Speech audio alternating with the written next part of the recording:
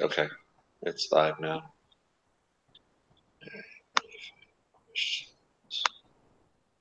Okay, so first question is, so far we have learned to evaluate business models of startups. Today we examine the business model decisions of a startup in a mature industry.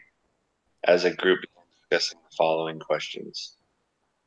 Was the VC industry, venture capital, attractive for a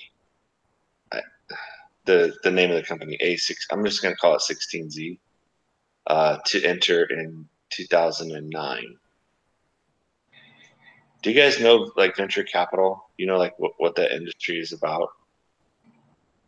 Yeah, Okay. Mhm. Do you think in 2009 it was attractive for them to enter? I'm pulling Yeah, up exactly the 2009 part. And the reason why they're asking is because they want to know what was the competition like at the time. What was the fate of the new people that were coming into the industry, and why was this? So it's like five questions in one question. And what were the trend and what were the trends of VC fund performance during this time? I can tackle that one. Okay. So I'd say that the venture capitalist industry was attractive to 16Zs in 2009, uh, because at the time the competition was so um, structured that all the companies were kind of the same, where they had a lot of um, like a upside down pyramid where they had a lot of like really big partners and not very many like smaller people. And the typical fate for new entrants in the industry wasn't very good because it was only like the top five firms really made any high returns, and all the other ones were kind of going down. And that's partly because like the industry was also kind of like venture capital industry was also decreasing. Um, like in the early 2000s, you had like the dot com boom and everything, and there was a lot more companies to fund, and there was a lot more money, but less really good companies to invest in. But I just think it was attractive for the 16Zs because their business models were than the typical industry. Um, so if Yeah, going along with that too is in the reading I was just re-looking at it. It said that within like the first 16 months, they were rapidly gained like super strong reputation, and all the entrepreneurs really loved them, and they were kind of making that new firm inside of the venture capitalist market. So they were being like tremendously successful in 2009. And then like I don't know, kind of further on reading towards the end when it was talking about, or like I guess the middle, where it was like most venture capital firms, they're like always on their phones and their laptops and stuff during the meetings with the entrepreneurs. But these guys were like, no, every minute you're late, it's going to be $10 out of your pay, and you're going to pay attention to them. You're going to do what they have to do. And I think a lot more people chose them because of the culture that they developed. So with competition part in that question, I think they did super good in 2009 coming out, just saying, well, this is how we're going to do it. And they killed it. yeah, I think if they would have not done it in the way they did it, they would have died because kind of like one of the other choice points that I talked about, the choices for technical founders for financing, like the decade before wasn't very good because they didn't have the internet. They couldn't. They needed more help, but kind of with this change in time around this 2009 era, you could stay private a lot longer. It was a lot easier to find angel investors, and it just made it, I think, harder for traditional venture capitalists to the market was just like slowly decreasing for them. But for 16Zs, it was like really kind of setting the stage for them to come in and kind of merge.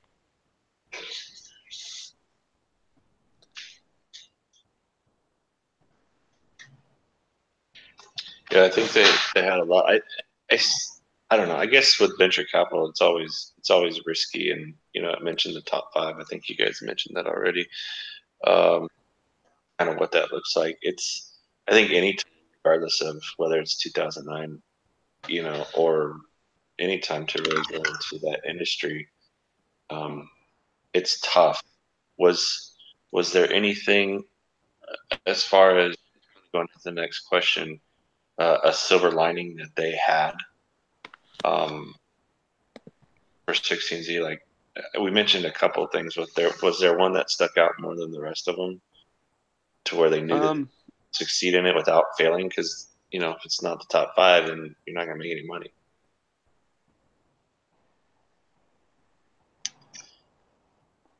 I mean, I think that will kind of come up later, but I think one of the silver linings for 16Zs, I don't know if they necessarily saw it at the beginning, but I think they recognized it was in their marketing strategy, because there really wasn't any venture capitalist companies that were really doing marketing, because back in kind of that time, it was kind of taboo for them to get themselves out there. And so when they did it, the people that they had were actually happy they were doing it, because it made them seem more accredited and get their name out there. And it also, they were like the only people in the market marketing, so it brought them a lot of success.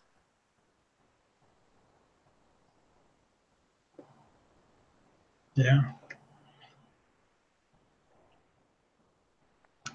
Okay, I think we answered like the 7 questions that were up there.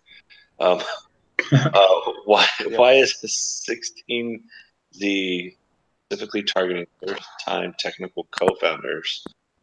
And how is the cost of the tech startups impacted in the venture capital industry?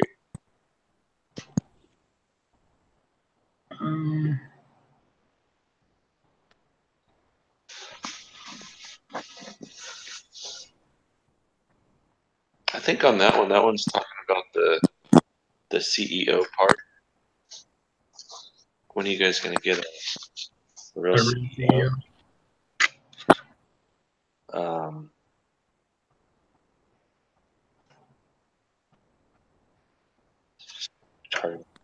How has the cost of tech startups impacted the VC industry? Well, I mean, the VC industry, at least for this case study, it was like heavily based on information technology. And so they invested a lot into like Twitter and Facebook and all of those other things. So, I mean, there's a high cost of investing into them, like 100 million or 80 million or 90 million. But then it said it was reciprocated multiple times over. Do you think it has to do with like the technical, like first time coach, they're more averse to like risk, or they're more looking into that risk that first time, technical co-founders going into raising. Is it normal in that industry to look at that as far as raising capital, and they did that first time? I guess I really. I think for me, I think the reason why they were targeting the first-time technical co-founders is because that's kind of what their background was. So I feel like that's their knowledge base was. They were kind of going after those people, and then I think that they were also going after them because tech companies were so kind of gone after. The need for tech companies to have a decent amount of capital was pretty important to actually succeed against any of these other companies. Mm-hmm. Yeah. I don't know. Yeah, maybe it's more of like a relationship thing. Like, okay, hey, we're all on the same page here. I think with VCs, you get a bunch of entrepreneurs in the room, right? Everybody's going to have an opinion. 10 people in the room never get the decision made because everybody's an entrepreneur. They all have this idea of something. You're never going to get everybody on because of that. So at least in this method, they can kind of get everybody to, you already kind of agree in this arena. So let's kind of go down that. Maybe that help them have a tighter knit group. Yeah. Okay. Yeah. Sorry. What choices do technical founders have for finance they didn't have a decade before? I answered that one in one of my previous statements. Okay. All right. Going to question for VC firms compete on their ability to source, pick, and win. How does 16C's business model influence these abilities compared to the VC?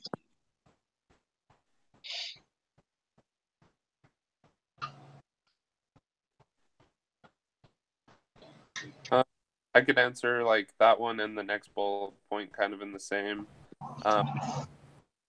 The way they treat like their it traditionally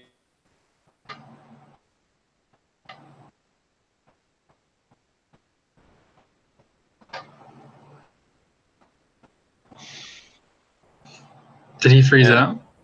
Yeah. Huh? Yeah, I think you froze up when you started sorry. there. I'll say that again. To kind of answer that one in the next bullet point and kind of the same one. Traditionally, in traditional venture capitalist companies, they would take these technical CEOs that started their companies, and then if they weren't necessarily performing well, or even kind of later on, they would end up firing those CEOs, bringing a more business-oriented type person into that company, and I feel like that was a positive thing of A16Zs that they didn't do that. That they kept those technical CEOs in because I think more tech CEO companies wanted to go with them because they knew they weren't going to be fired, and so I think there was more companies that wanted to go to them, and I think that helped their ability to have more clients and the way that A16Zs treated their people was just significantly better. And so that just helped them move their business forward. I think it gives people that are going to invest or look when they're looking at the company, if you're sitting there and you're firing your CEO left and right, it doesn't communicate out well to the general public, like, oh, they don't know what they're doing, they're firing. Go gives them kind of that potential decrease in business later because it shows maybe the CEO is not performing well, but it reflects upon the company. We at Toyota, a lot of times stuff that we do, we rely on like 3PLs to manage some of our business for us. Like they act as our shipper, but we have to be really careful with how they do their business because the general public's not here, the third party. In this case, maybe the CEO. They're going to see the parent company. They're going to see Toyota. Oh, Toyota screwed up. It really wasn't. It was a 3PL the logistics side that we worked with that messed up. So every time we go into a business, together with somebody, we look at all those factors, and I think that it would decrease or have a negative effect on their business. Yeah, I think going along with what you just said on the flip side for that bullet point, it might be if like a CEO isn't performing well, and I don't know if the knowledge was out to the general public that the CEO wasn't doing his job fully, instead of keeping them, they let them go, and they're not afraid to have that turnover for bad management and bad employees. Me as an entrepreneur, if I were to go into them, I give them a little bit more respect and just the sense of you care more about the general culture than just specific people inside of that culture. I don't know, does that make sense?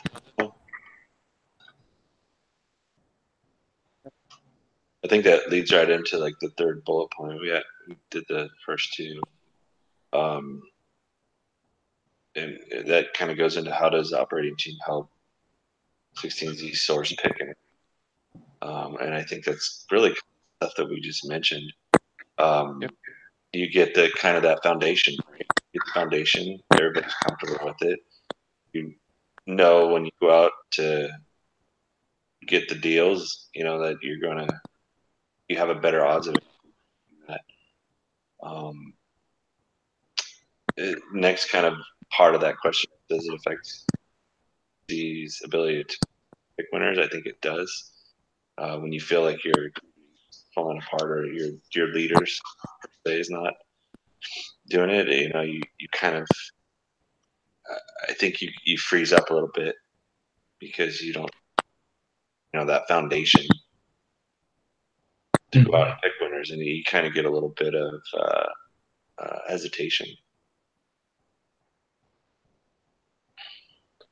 Yeah, I agree. I feel like their foundation is their network, which allows them to have a broader pick. And if you destroy that, then that destroys most of your ability to do a lot. I mean, it minimizes it drastically.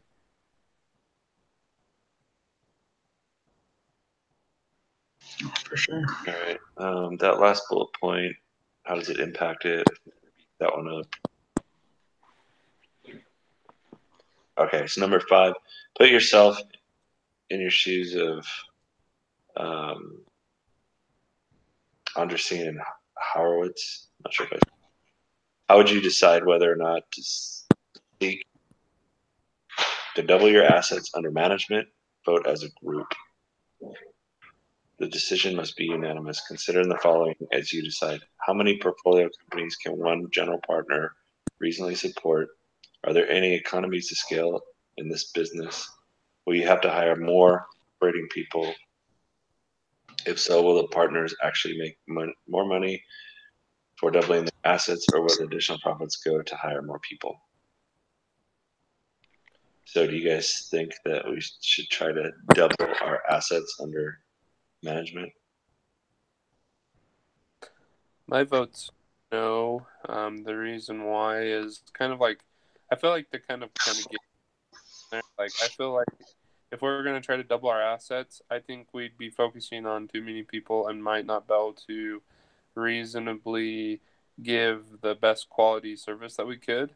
And as well, I think a lot of that profits would go to hiring more people and trying to get everything to work smoothly. I do think a better solution would to be create maybe another entity type company with the same structure and set people in place that could do that and maybe take like a percentage off of it, almost kind of like a I forgot what the term is, but like a franchise, kind of like franchise their model out and be a successful. Like a subgroup. I can tell you from experience, from working at Toyota, we recently moved from California to Texas, and one of the biggest concerns that we had as a group was we moved basically our core headquarters from Torrance to Plano, Texas, Torrance, California to Plano, Texas. The biggest concern that we had was losing our identity. And I think in this case, if you try to go too big, you know, doubling your assets and, you know, trying to grow, that core foundation of what they had, you know, kind of, you know, it's sourcing the technical founders and stuff like that, they may lose that and I think it comes under. I could go both ways on this, but I think if you're trying to do it in a short amount of time, I would say no. If you're spacing it out over a decade, I would say yes. And maybe saying yes, but do like what you just mentioned, starting a new franchise like kind of Toyota did. We had a new business model that we wanted to try with Scion, and we wanted to kind of go into a different arena, but we didn't want to affect the Toyota brand or the Lexus brand.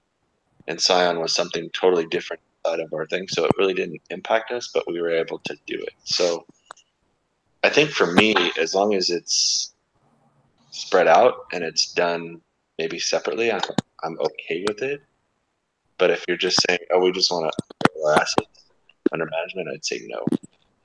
Just because. Yeah, I agree with both of you guys. It almost reminds me of like when I was reading these questions and stuff. Have you guys ever watched Shark Tank? Yeah, I love. Right? And like, when there's like a really, really good product and they present it really, really well and their sales are awesome and they're growing just fine. Have you guys ever seen any of the investors just sit back and be like, why are you here? Like, you're doing fine. Yeah. Like, you don't need to be here. I think sometimes entrepreneurs, they get so focused on, well, I created this business, so I have to create something within the business to make it a better business. Even though it's on track, it's on point, it's really profitable, it's successful, and it's growing. It's not plateau effect or anything like that. So I think just kind of stepping back and not doubling the assets, and exactly what you guys were saying, maybe over time, after like 5 or 10 years, like maybe branch out to other options or something. But I mean, their investment history is only 4 years.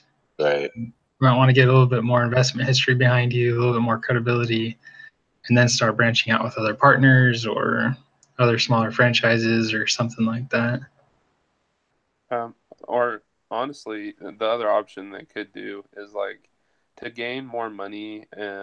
Doesn't mean that they necessarily have to gain more portfolios. They could really just work with the people they have more and help them better to increase their profitability. Yeah. Yeah. So I think to answer the question, it's kind of a no, but right. I know, but No, but. So the vote is no. However, if they did it right and they did it where they managed it well and they didn't lose really their core foundation of how they wanted to start with the technical founders, I think we'd be okay with it. Yeah. Okay. Back to this. Is that it? Yeah. Are there any scales of economy? Oh, are there any economies of scale in this business? We are pretty much. I think we hit those. I think we were okay with. I think it's no, but I don't know. These questions kind of don't flow because if you say no, we have to hire more. Well, no, we wouldn't have to hire more because we said no. Yeah. So that last question is really not even viable. There are economies of scale in the business. We kind of mentioned those. I think that's it. Yeah, I think we're good. Good. Okay. I'm gonna stop the broadcast.